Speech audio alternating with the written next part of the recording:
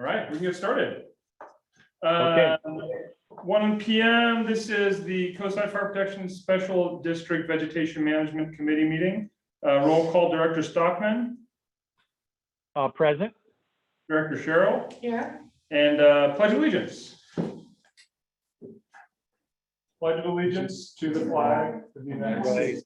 United States of America, to the republic for which it stands, one nation, under God, indivisible, liberty and justice for all. All right. There is no public here and no public online, so we will open and close public comment pretty quickly. Which takes us to item number 1, which is just to review and discuss the RCD scoping. Yes. Steve, would you like to begin, or would you like for me to begin?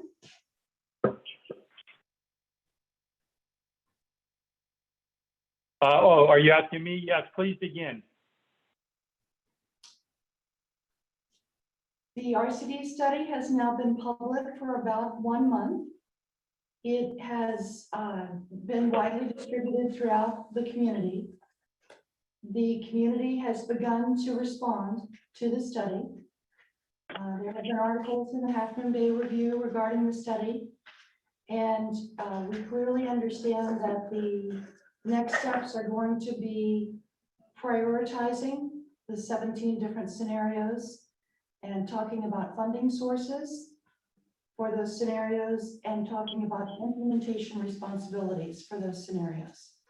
So as the Vegetation Committee for the Coastside Fire Protection District, we wanted to discuss in advance what our response will begin to be to the RCD study, although we are well aware that this will be a multi-agency response. So the first, we did wait. We haven't made any changes to the Vegetation Committee actions or the action plan, waiting for the RCD study to be published. Now that it's published, and as they stated from the beginning, it is a study that is focused on El Granada. We all knew that it was going to be the offshore Diablo winds that were going to be the major level of concern when there was low humidity. And perhaps the Coastside Fire Protection District will take the RCD study, which is El Granada, into account, but also look at it from the broader perspective of the whole area that the Coastside Fire Protection District is responsible for. So what else could the Diablo winds do? You know, should we also be thinking about Montera? Should we be thinking about what Miramar? Should we be thinking about other areas, Highland Park, the whole ridgeline area as it affects, because the winds could ignite a fire and blow it into this area. So what I'm saying is the RCD study is one component, because it is El Granada of our perspective, which really has to be all of the neighborhoods that we are responsible for.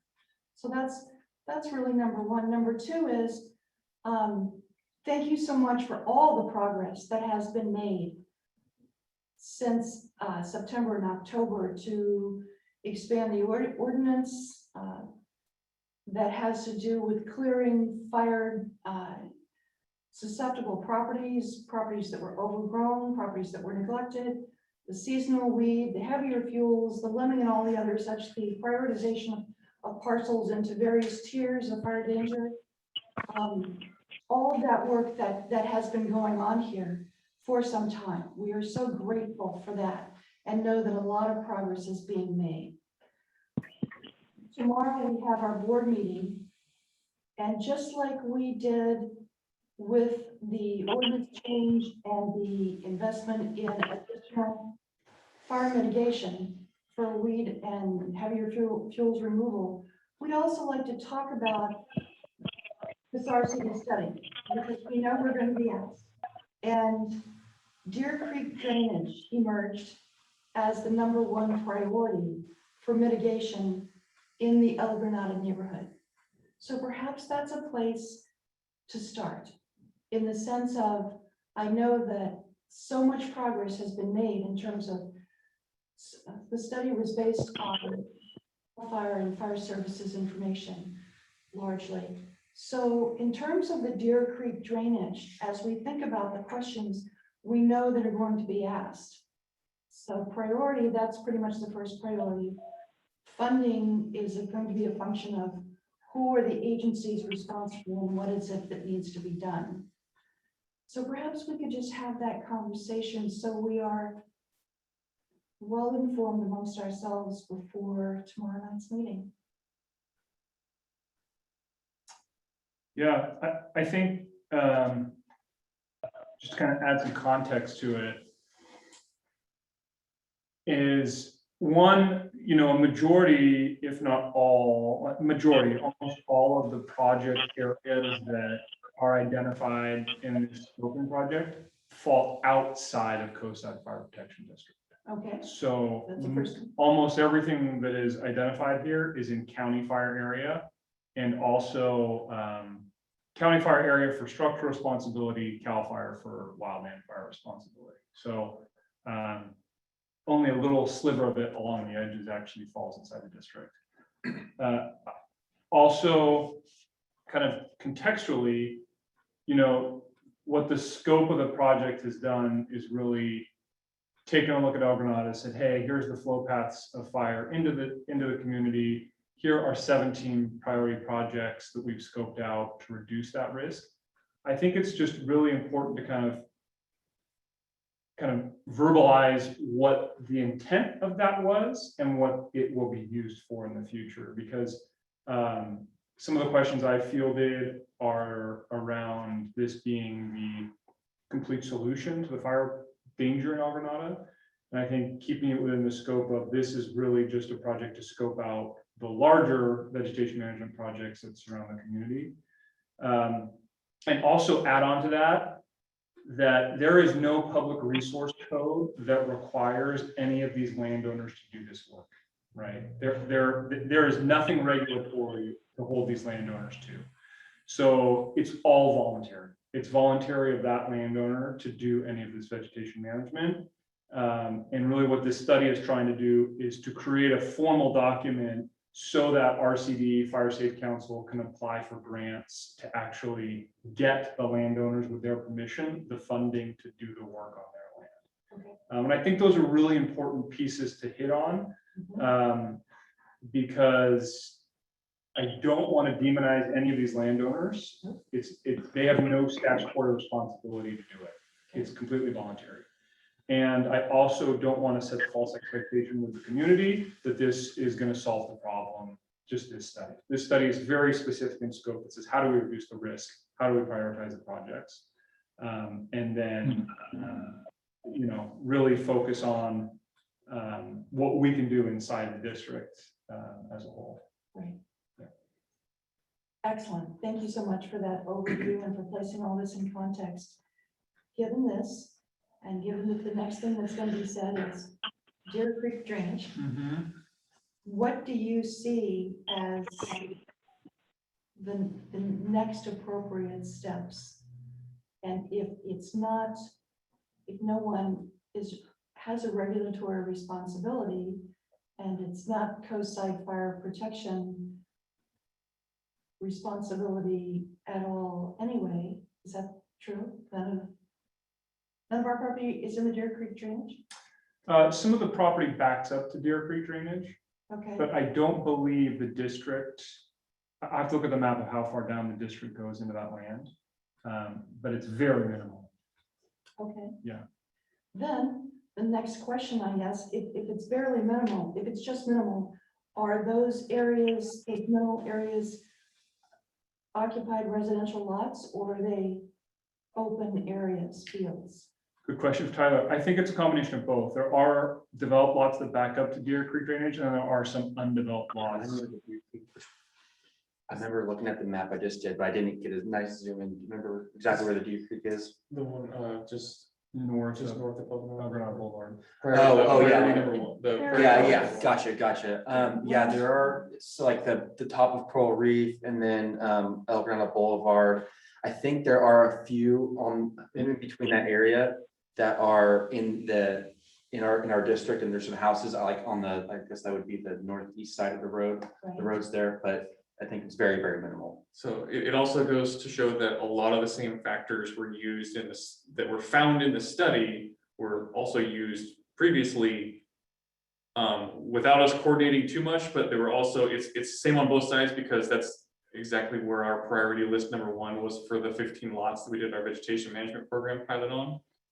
Right there in the middle of Avenue Portola, the paper street of Avenue Portola on the north end of Granada Boulevard.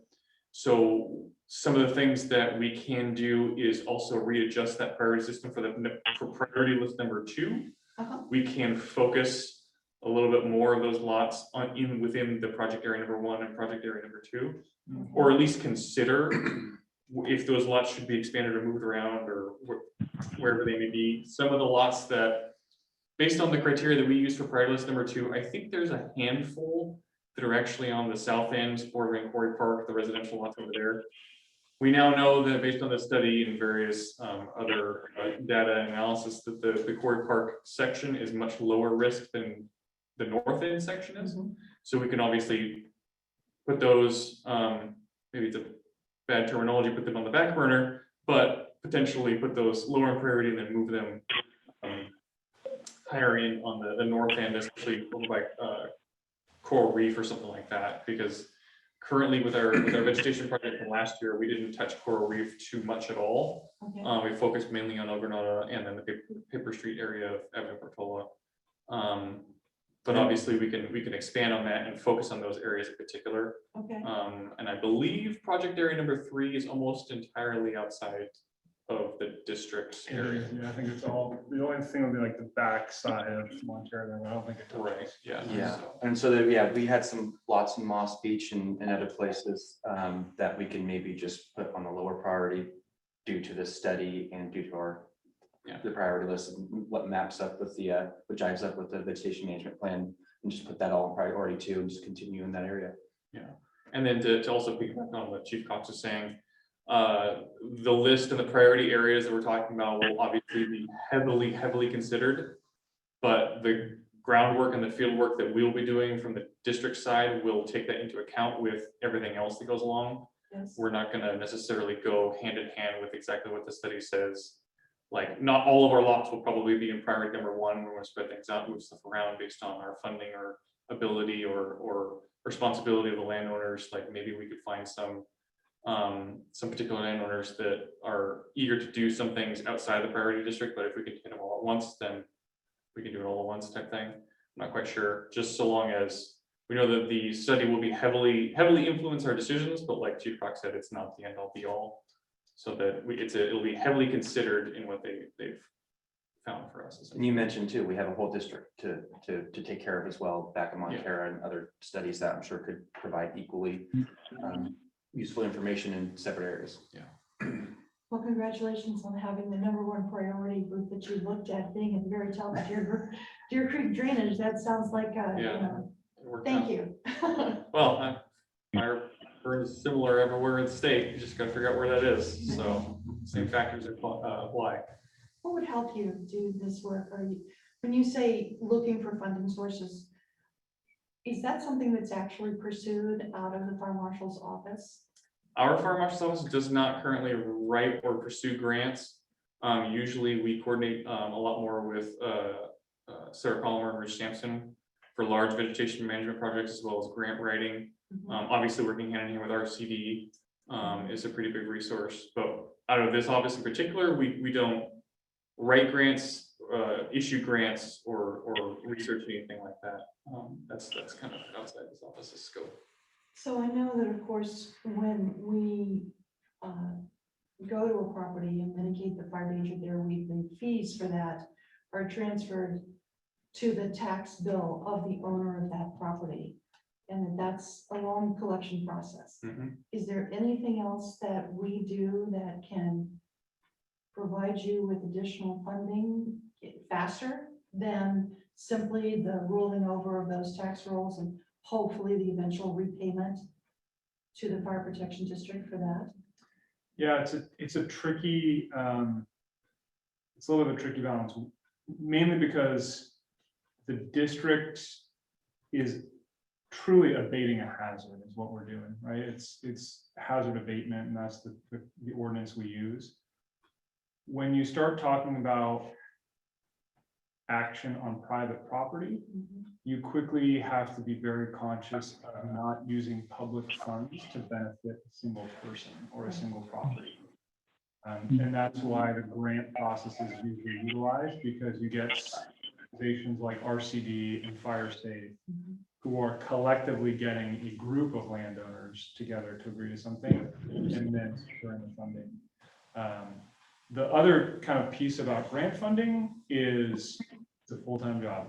If for at least one person, if not multiple people. And we just don't have the capacity in our office or this organization to do any sort of grant funding, management, reporting for that scale of a project, for any of these projects. What helps you? What helps you be able to do the work that you know needs to be done? I think one thing that we could potentially expand or include upon is similar to what Chief was saying. It's a gathering of a whole bunch of different parties involved to make the grant work, which is why the county chipper programs, the fire state chipper programs, they work so well.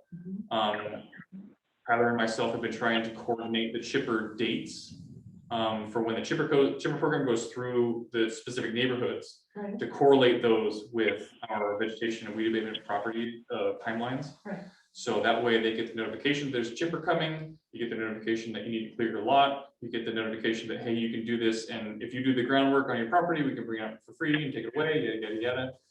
Something like that, where it does not take a public fund and give it to a private citizen to clear the lot. Right. We can take a public fund for a public service to indirectly pay and lower the entry level bar for these private homeowners to take care of their own properties. Okay. So, I mean, obviously, maybe not obviously, but the more often than not, the cost to dispose of vegetation and debris is more than the cost to get to cut it down, essentially, and to get rid of it. The taking chips and branches and debris and disposing of it either in a landfill or processing plant or wherever they take the individual contractors take their refuse is probably the majority of the cost involved. So those chipper programs really are quite beneficial. And I know RCD has their, and Fire Safe are working with a bunch of different areas around to do all the chipper programs as well, which kind of correlates or ties back into the fact that studies for El Granada, but here in particular, in this room, we're talking about the entirety of Coastside. And so using the urgency and the information from the study to maybe recognize some local programs that we can expand to include all of the Coastside might be something worth looking into. That way we don't have to deal with public funding going to a specific lot to clear 1 year and a specific lot to clear another year and benefiting private citizens and things like that. Whereas it'd be more of a global approach essentially, rather than specific targeted. Would that be coordinated out of the fire marshal's office, from the RCD, from a different agency? We would definitely have to coordinate between the different agencies because they've got the funding, the grant writing, and the backbone to run the programs. We have knowledge. And then we have the local knowledge and the resources to figure out where to take that in the individual neighborhoods. Okay. So it may be as much, I'm not gonna put money out there just on a whim, but it may be worth figuring out if the Coastside could maybe subsidize specific days extra in their program, specifically for more neighborhoods in the Coastside. I'm not quite sure. Okay. But they've got the infrastructure in the background to run a program. All we want to do would potentially just be to expand it, what they've already got. So it sounds like. Can I ask, are there other, within San Mateo County, are there other cities or neighborhoods that are doing that kind of action? Yeah, Of supplementing chipping? I don't believe in particular, I think the Community Association of the Highlands was considering some things like that, and it was on their radar for a time, but I hadn't heard any specifics that have come about to get more chipping days specifically around them. But I don't think any community in particular is putting extra funding in. I think they're all just kind of I think Woodside Fire might have their own chipper, they do their own shipping program. That's true. Woodside Fire District does run their own shipping program as well, and on top of it. So And we can always ask the people who we work with in the RCD if other communities have done that and how that works, and if they have issues with that too, because we have direct contact with Sheena still. She says she still likes to keep her hands in, but also Erica. yeah, Erica's really showing that. So. I think Yeah. the Woodside Portola Valley Fire Safe Council has just been awarded grants to expand their chipper program. And the RCD mentioned grants that it has throughout San Mateo County, which might be helping with that as well. Yeah, so the way I understand right now on the chipping program is RCD primarily runs it on the coast side. Fire Safe does some assisting them on the bay side. To date, it's all been allocated Measure K money through Supervisor Horsley that has been financing the measure or the chipping program. I know it got increased last year. I don't know by how much. And then the Fire Safe Council in general got a big grant this last go around from CAL FIRE for the La Honda Fuel Break project. So, Chief, go ahead, Cynthia. no, go ahead, Steve, Director Stark. I have a question for that's somewhat an opportunity for an educational perspective. As in switching direction a little bit, but all the properties, those large stakeholders, when we talk about Diablo winds and the possibility of fire moving from one place into Coastside Fire District, and tell me the working relationship and how these issues are handled at a CZU level or as a region level, the conversations that happen with those larger stakeholders, specifically maybe SF, public utilities, the watershed area, the Golden Gate National Recreational Area.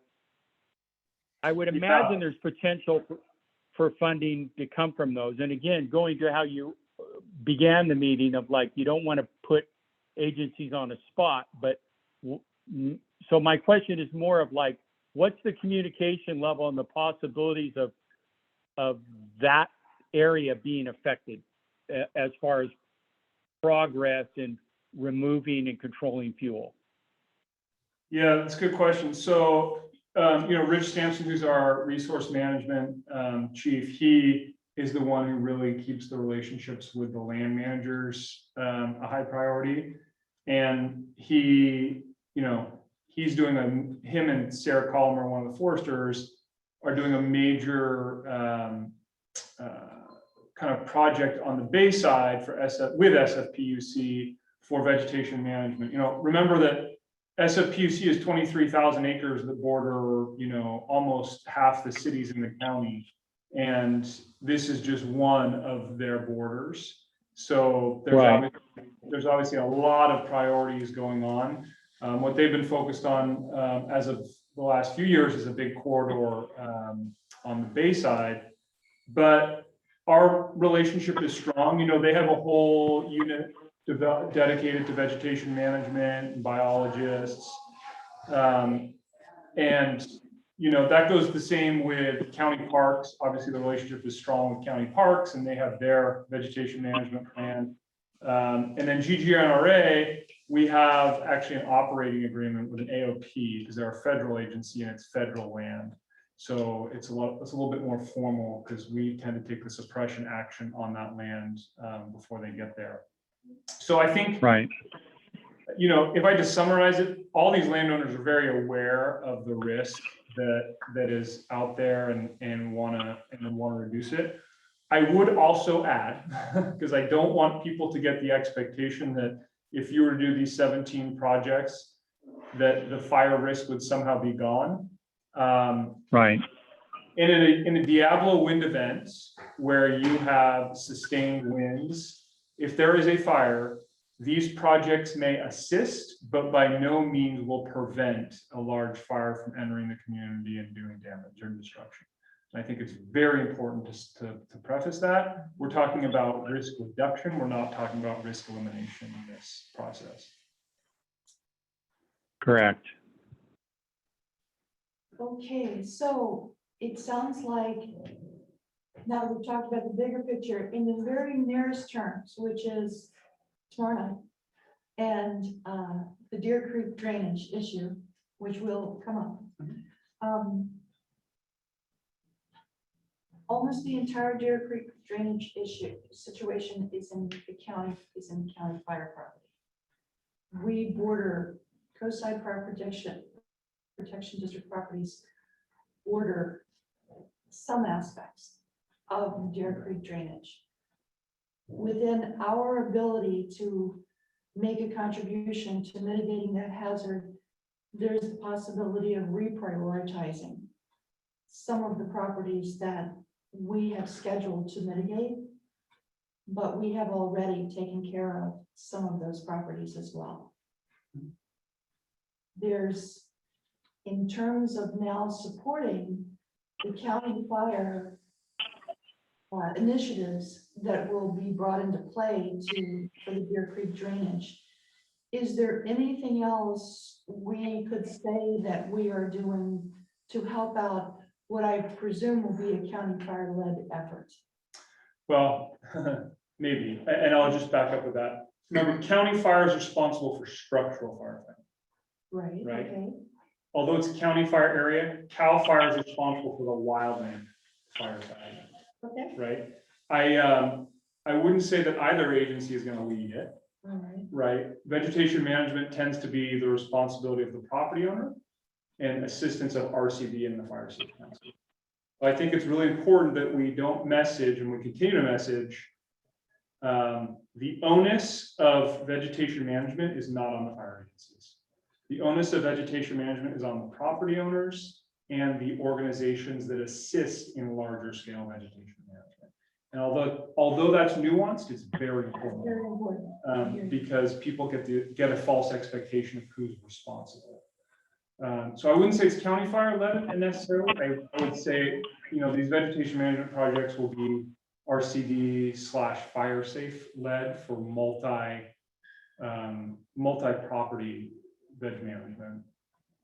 And when they turn to us and they say, Coastside Fire Protection District, what are you going to do to contribute to this effort, this joint effort?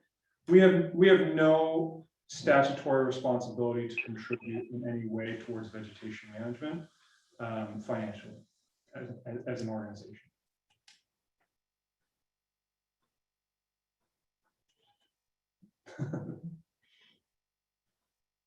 I certainly appreciate the accuracy of that statement.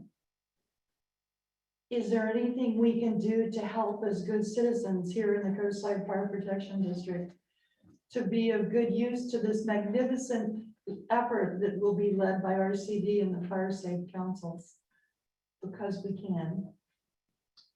Good question for legal. I don't know the legality of contributing towards vegetation management projects from the district's perspective, and that would be a board decision.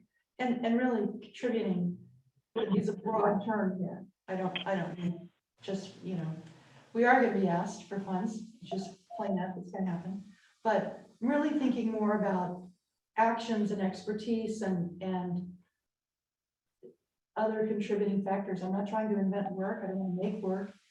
I act appropriately in the team context.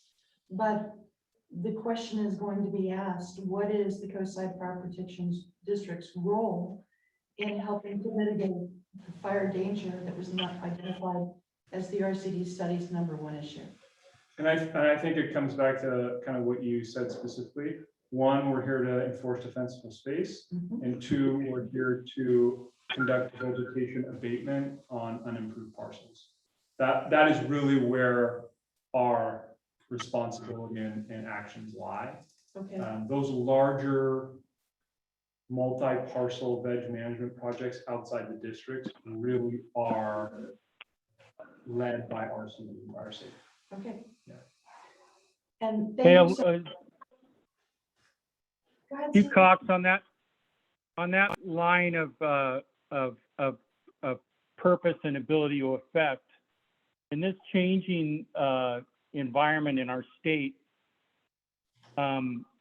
when it comes to fires that have potential or that are growing and moving towards our community, what are the conversations that are happening in regards to notification and communication to our community members? Are there things that are happening now that are trying to strengthen that, whether it's SMC alert or is there broader approaches that are happening regionally? Can you speak to that? Yeah, so I'll use the Edgewood fire as an example. The fire that burned on June 21st in that Edgewood County Park area between the city of Redwood City, town of Woodside, and unincorporated county area. That event, or any event of significance with fire, we had a sheriff's office sergeant and lieutenant at the command post with us. We also had all fire agencies, deputy chiefs or chiefs there. And we also had the Department of Emergency Management, which is DEM, there.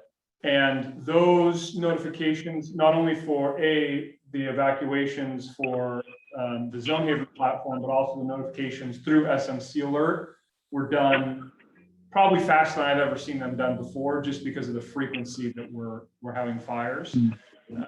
Right. So, we're having an after action on Monday to discuss kind of process, but as of now, between the fire incident commander, the law sergeant or lieutenant, and the on-call DEM duty officer, we're able to get information out extremely quickly. And I think that's increased a lot since the CCU complex, where we hadn't done it much as a county before that, but now we're probably better prepared than we were before that fire. Now we've done it a few times. Yeah, absolutely. With that, I know those numbers of people that are signed up for SMC Alert have been in all the communities in the county, have been fairly low, surprisingly low, 10% and below for most communities. Is there any work in partnership at a county level that's trying to increase those numbers? And I guess that's my question. So we have a good way, I see your expression that on the emergency scene, the players are there to divide the messaging and get it deployed quickly. But as far as SMC as a tool, has always been a concern of mine that the numbers are just low. And how do we, as agencies, encourage and educate in order to get those numbers up?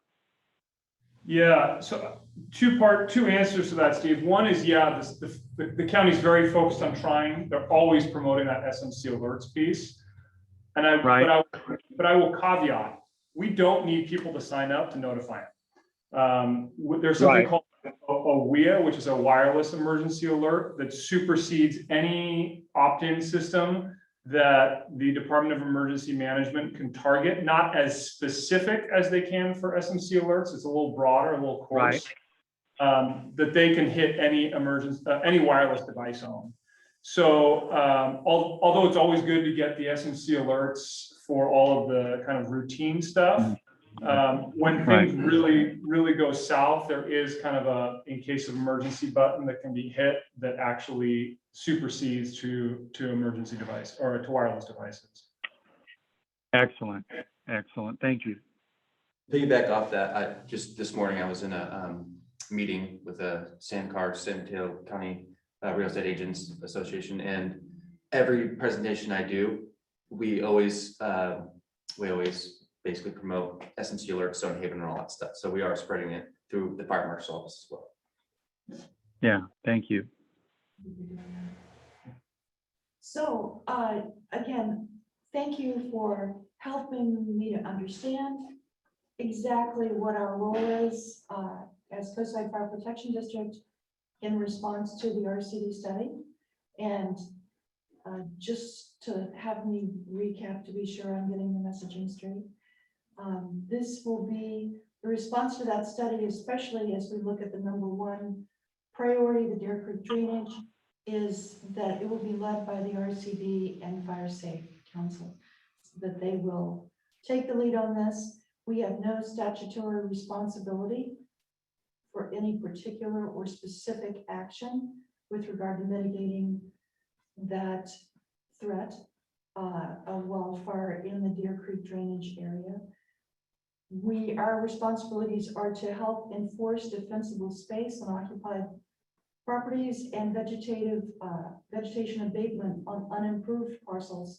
And towards that end, we have already started that work, which we had begun before the study actually began. And we will continue that work, now reprioritizing perhaps those properties that are directly adjacent to the Deer Creek drainage area and others that seem to be high priority in the RCD study, keeping in mind that we have a larger neighborhood, 32 neighborhoods in fact, that we're responsible here, Coastside Fire Protection District. Is there anything else that we as directors we want to carry the accurate message? We want to be sure we're managing expectations correctly. We really want to be good partners in this multi-agency effort to respond to concerns of the residents who live here about wildfire and what they can do about it and what we can do in advance to help them.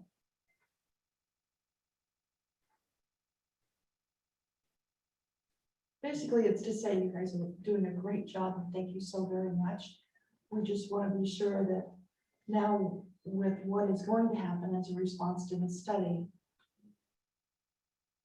your directors are effectively communicating what we should be in terms of those, because we are, just as you go and make presentations, we are asked frequently at the various meetings we find ourselves a part of what our role in all of this is. And we are asked this by the RCB and by the Fire Safe Councils too. And we refer them to John. She comes. Yeah. On a regular basis. Yeah, I would just say kind of it's three activities that boards or the district does it. A, assists with chipping, B, completes defensible space inspections, and C, abates unimproved parcels that pose a threat or a hazard. Like, to me, those are the three things that the district does, has done, will continue to do within the district. All right, very good, thank you. And thank you for watching me fumble over my words here. This is not the language it's a acquired language for me. So I am working to be sure the terminology is correct and I represent well when I'm speaking to you. Yeah, well, it's also confusing. You have the district, the county, and CAL FIRE. It's all the same patch, but it's three very distinct, separate missions and responsibilities. And it's the same people and the same hats and everything else, Yeah. but Yeah. multi-agency understanding, I think, for not just the board, but also for the public at large. Yeah. Even most of the people asking questions about this has been a real education. Yeah, exactly. I've yet to see a map that actually lays out, the overlays of responsibilities and then the key players in each. So Right. but what we want is that even though that's complex, everyone seems to understand what their particular role is in it. And some people understand everyone else's role. The main thing is that we are working in cooperation with everyone we need to work with, and that the days of, not that ever happened here or anywhere else, but the days of that's somebody else's job, that's over. Right. We're in this together. We all get it. Climate change. We have to, participate in this multi-agency effort. So. Yeah, and I have seen questions out there such as, did CAL FIRE endorse this study, or did CAL FIRE approve the study? CalFire doesn't endorse, we have no mechanism to approve, there's no government code that says that we have or should. What we have done as COSI, CalFire, and San Mateo County Fire is been a partner in this process. Yes, To really assist RCD in identifying potential projects that could be done in the future, right. and really give this, more than anything, is a tool for them to apply for funding to get projects done. And Absolutely. that's really the important key to keep in mind, I think, for the entire community is you can't, money doesn't just come to do these projects, there has to be a mechanism, and this really is an important tool to get that money. Excellent. Excellent. Is there anything else that you all would like to add to this conversation about? I'll tell you one of the things that I really appreciate, that this is not just a question response situation, and never has been, as we have worked throughout this whole vegetation committee process. There's innovation. We come and we say, here's a concern we've heard, and it's not just the answer back, it's the next, you take it to the next level. You combine your knowledge from a lot of different areas, and you come back with a creative response that offers some innovation to the process. And that level of mastery of knowledge that you're bringing to this and coming up with better solutions based on your comprehensive understanding of the problem is incredibly valuable to this community. And that better thinking is something we're so grateful for. Is there anything else you'd like to add to this? I don't have anything else on this one. Okay, Not really anything there. The only thing I can think of would be just branching out and modifying the vegetation abatement program to continue its all-encompassing start with the vegetation, remove the vegetation, maintain with the weed abatement program. It's the fact that our programs that we started before the study mhm, are doing what the study suggests, but also there's a program for, it's not a one and done type thing, it's a Yes. maintaining afterwards would be a Yes. good thing to bring up. I'm sure the public is very well aware that the district has programs, personnel, and funding to maintain we already have and to increase the viability of that area, not just a one and done and then we'll forget about it and then it grows back in 3, 5, 10 years and then you have the same problem again. So from a vegetation committee management point of view, what can we do to facilitate that? To facilitate the message of the program, or The program itself, what needs to be done to be sure that it's managed from a master planning standpoint, not just an episode by episode, and that we're looking ahead and it's done on a centralized basis that benefits a broader area. I would say we could reprioritize and shuffle the lots around to fit the next year's list or this year's list, like we talked about. Right. And then all the lots that were abated and cleaned last year Mhm. will be incorporated into the weed abatement program. And then that way it's much more of a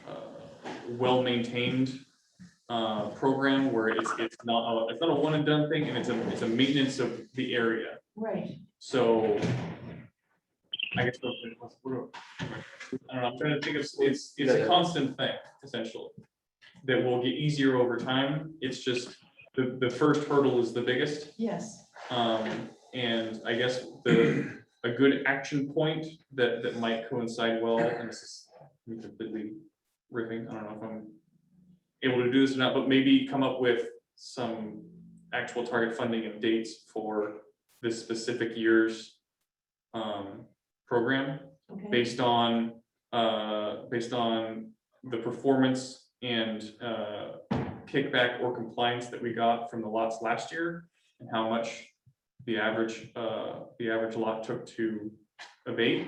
Right. We can extrapolate that to however much the board or the district can accommodate. Both myself and Tyler are, well, Tyler mainly now is working very diligently on prioritizing lots as well, because we just did the round of the weed abatement Yes. lots.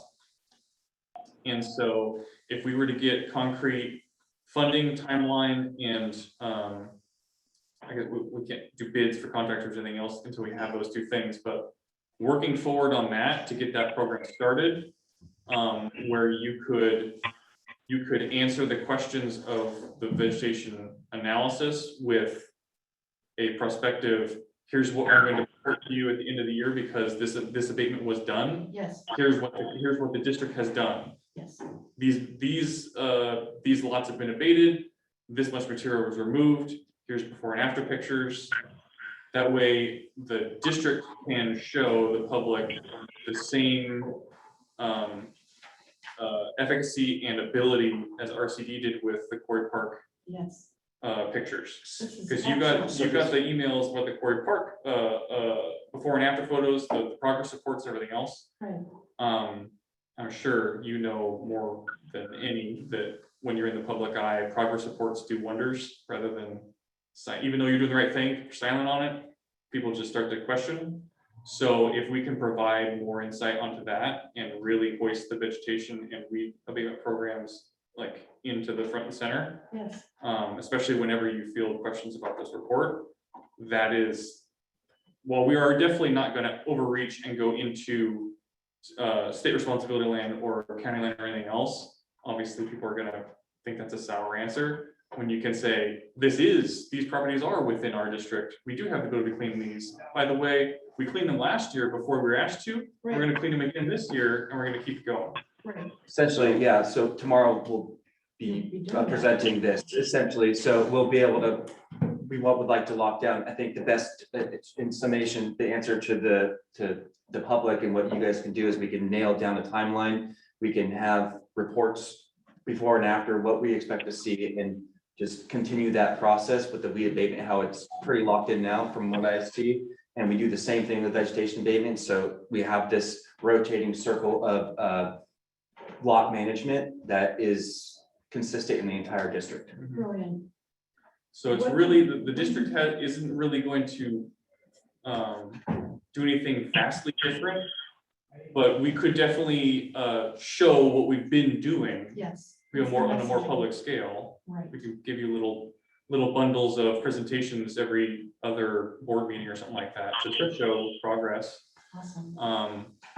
That might be something that definitely wouldn't quell the public desire for instant action right now, but it's a step in the right direction to show that we are doing some things. And then everything's based off of funding availability and everything else and fiscal cycles and stuff, but however many lots we could take a year's long funding and then divvy it up into portions Yes, and instead of doing 15 to 20 or 30 lots or however much funding we have, yes. we could say, okay, for this next fiscal year, we want to do 30 lots. Mhm. Here's the progress report on the first 5. Here's progress report on the next 7. Here's progress report on the next 12. And then by the time, that way, we don't have this big, long, amazing package to present in December. We'll have a couple good, solid foundations every 2 or 3 months. That might be a thing if you want to pursue that. That would be, That's going to require a lot of flexibility on the fiscal side, but that's outside my realm. well, let's bring it into Chief Cox's realm, flexibility on the fiscal side. Yeah, so I think, What would the board need to do to support this program? I think we actually already have it in place. I'll have to go back, I was trying to see if I had the budget in there. It's either 200 or 400,000 for this next fiscal year. That's been earmarked for vegetation management Mhm. for these additional abatement lots.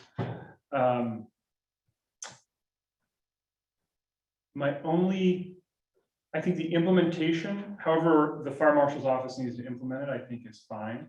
I think process-wise, though, we have to bring them before the board to actually issue a notice to declare a public nuisance on these specific lots. And I think that should be done in one fell swoop.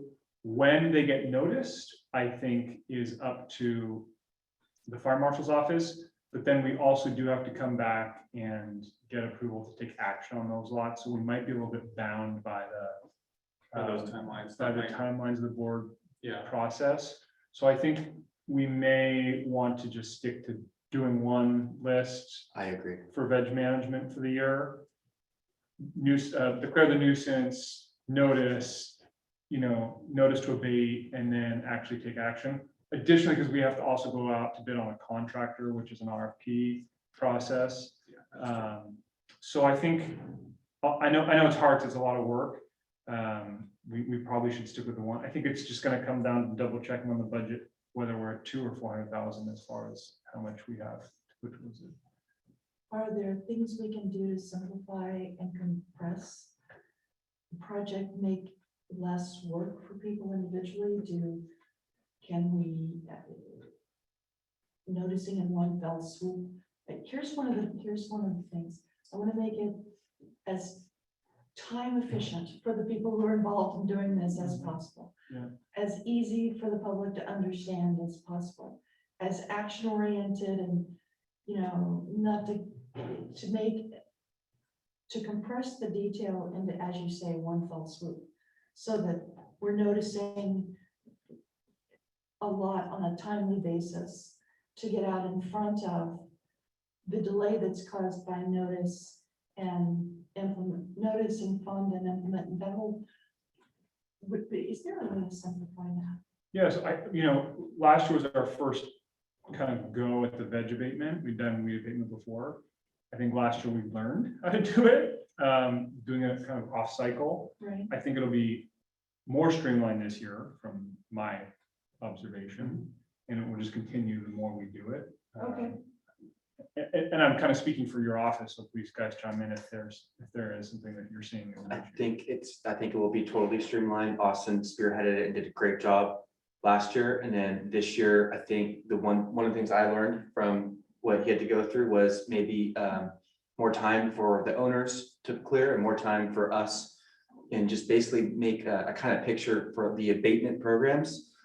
A 6-month is the weed abatement kind of process, because we start in the January and we kind of end in the June. And then we move right into vegetation abatement for 6 months. And then, because the rising costs of everything, I kind of feel bad for the landowners as well, having to shell out the money, even if they have the best intentions, but they can't afford it, or whatever the situation is. And then we can also do follow-ups with these people, maybe give them one initial and then another, and I'll present this all tomorrow. Thank But yeah, just kind of develop this timeline and just have this half a year we're weed abate mode, and half the year we're doing vegetation abatement mode, and it's aligning with this the scoping project, and just keep building from there. Brilliant. So if you have a means of reporting that schedule, really the way we'd like for it to work, and from that we can pull, working with Chief Cox, what the board needs to do to be sure that we've been responsive and maybe even ahead of the game in terms of understanding and providing the resources that you need to do this. And then the third component of this is the messaging, the communication back. And the whole problem of waiting to the end of the year and then bang, here's one fabulous thing, as you know, is that people are gonna they have a limited period of time, especially if it's December. Mhm. That's not a time people are really honing in on their fire management, progress for the year. They're thinking about other stuff that time of year. So if we can come out with more like the quarterly statement idea or some other thing where we're showing the before and afters, and we're saying we're finished and this is what we're going to do next, that sort of continuous stream of communication. Our communication channels are better now. They're better through the media portals here in Half Moon Bay. They're better through the other supportive agencies like Coastside CERT and others that can get the message out there quickly. And this is a community that responds to information. And so the more we can do for them, the better. I know our time is up. Yeah, So no problem. I really appreciate this. I know you took time, very precious time to meet with Director Stockman and with me and to educate us really on how best to keep the public informed and be good partners in the RCD response, this response to the RCD study. Yep. Thank you so much. We appreciate your willingness to absorb the information, because that's another huge part of it, is having the ears open. So it's great. Wide open. Thank you so much. Thank you. Is there anything else to add, Steve? No, I agree with the thanks, and we are aware of the work that staff is putting into this, and it's very appreciated, not just from us as board directors, but the community as a whole. Perfect. I got the easy job. Yeah, there you go. I don't know about that. I appreciate all of your efforts. Thank you. All right. Do you want to speak really quickly about the veg management action plan? Do we want to reference that? Having heard what you heard today, Yeah. Chief Cox and Director Stockman, do you feel that there is an appropriate amendment at this time that we should introduce tomorrow? I do not. I think from all that's been shared, it seems like the emphasis is to, like the education that we're receiving today is how to keep moving that message forward to the entire community. Yeah, So I don't know if it needs an amendment. Yeah, I agree with you, Director Stockman. I think we kind of nailed it last year when we added that second priority list of unimproved parcels to this spring. So I think, that's probably even more pressing than it was a year ago. And if we reprioritize or want to adjust that in a way, that can be brought, doesn't have to be done by tomorrow. That can be brought to the next board meeting and a vegetation action plan can be adopted. If you feel like there's an appropriate reprioritization that you'd like to make a part of the action plan. We'll look into that. Yeah. Anytime. A couple things to look into, yeah. Anything else? Perfect. No, if that's it, motion to adjourn, I think. I make a motion to Yes. adjourn. Second. All right. Yeah. Excellent. Well, thank you, everybody. Thank you very, very much. Yeah. Thanks, Steve. Thank you. Thank you all. Okay, we'll see you tomorrow. All right, see ya.